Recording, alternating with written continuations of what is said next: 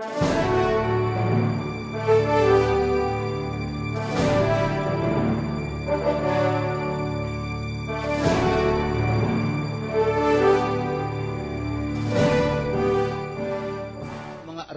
of impeachment na may mga nakalahad naman po doon kung ano yung mga reklamo at nahimay-himay po naman lahat. Alam mo, kaya magulo of impeachment. Kaya nga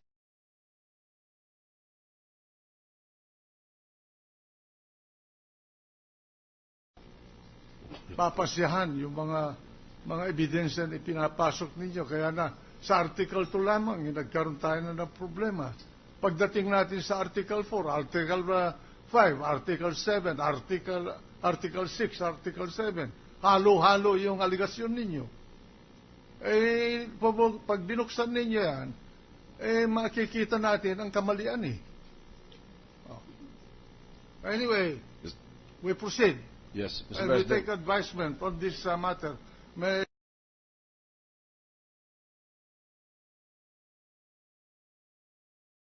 Committee on Rules. First, to thank the prosecution for saying that the rules are perfect. But nevertheless, the prohibition to object is not found in the rules of the Senate, indeed, but it is found in the practice in courts, wherein you cannot object to the question of a judge. Be that as it may we recognize Senator Angara and then Senator Joker Arroyo, Yes.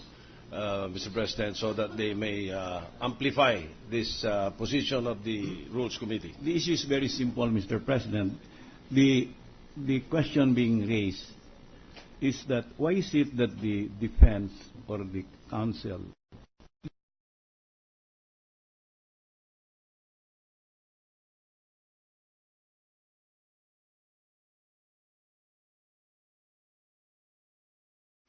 against any of the senator, any of the lawyers objecting to a question, but it's in the form of objection that there is a difference. You perhaps may not say, I object, Mr. Judge, but you may say, Mr. Judge, I file a reservation or an exception to that question because it tends to prejudice my client.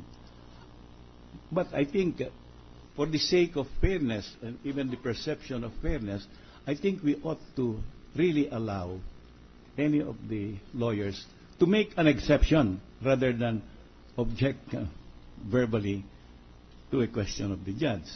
Because even in a grand jury, that is the procedure. In a grand jury, it's a free-for-all. You can ask almost anything under the sun without leading question, even misleading question. But the lawyers can stand up and say, we make an exception to that, so that you preserve your right to question it on appeal. Now, if what I think the good distinguished jurist is intimating and suggesting is that it will become a reversible error for mistrial, I think that's even worse, because I think we ought not to think at this stage of a mistrial, because of a procedure that will allow an appeal on every perceived reversible error, because it will prolong the political agony of this nation. If every issue, if every issue that one thinks is irreversible can be questioned on appeal. So we also appeal to the lawyers in the same spirit that our presiding president said, let us go straight to the point. Huli ko sapagkat naghihintay ang bansa. Thank you, Mr. President. Maraming salamat po, Ginoong Hukom. May I just, only 1 minute, Your Honor. There is a statement, with the kind permission of the Honorable Court, there is a statement on the part of the Honorable Counsel for the prosecution, Your Honor, that in the Estrada impeachment trial, the right to object cannot also be made. That is precisely why we brought this matter to the attention of this Honorable Court, because in that proceedings against the Honorable President Erap Estrada, the right to object is found and it was only deleted under the new rules now. We wanted to know, and we are appealing. We are appealing to the impeachment court to merely have a re-examination. We are not imposing our will. We are appealing to the understanding and judicious management ability of this court, Your Honor, to render more justice in consonance with the right of the accused against due process, Your Honor. We cannot amend the rules now because to amend it will delay the proceedings. We'll have to republish it, publish the rules. But we will take this up in caucus and consider your suggestion in the light of the suggestion of a member of this court, Senator Angara. Thank you, Your Honor. All right, counsel for the prosecution, do you want to make any statement?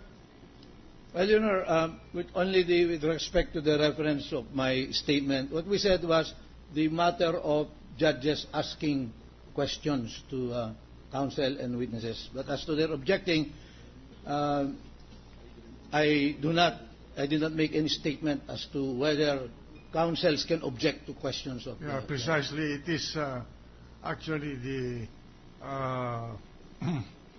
the substance of the statement of the defense counsel, if I understood it correctly, is the tendency of questions being asked as if it is in favor of one or the other party.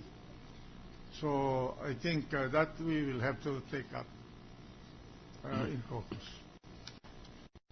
Thank you. Mr. The President. gentleman from Makati and Bicol was raising his hand.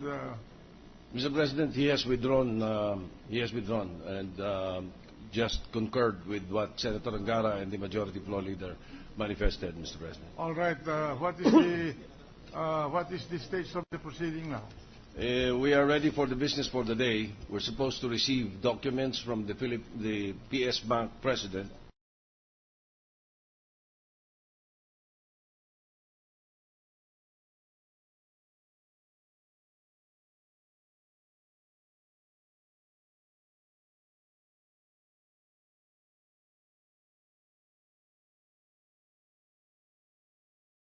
Banco Central and AMLC who participated in the audit. Yes. And have respondent CJ Corona. Also request by Senator Estrada for the logbook of the access, and then request of Senator Legarda to provide a technical description of their document as opposed to the annexes submitted by the prosecution, and a request of Senator Pimentel for the submission of any other available customer identification and specimen signature card in the name of Renato Coronado. Aside from that, after that, we have already discharged the witness, Mr. President. We will just await for the submission of these documents, and then we will be ready for the BPI.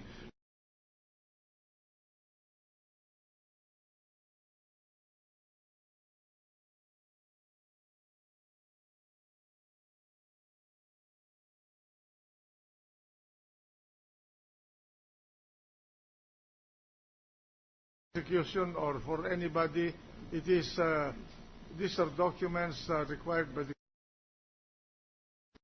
the supplemental request for SOP nodus tecum, where a document is questioned as a proper document for that purpose.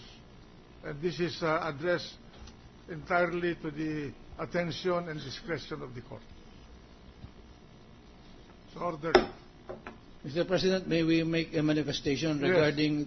Yesterday we were directed by this Honorable Senate to submit a memorandum regarding the nature of the testimony of the bank officials. Not the nature of the testimony of the bank official with respect to a document that he presented to be marked. Yes, Your Honor. Requested by your panel to be marked as your exhibit.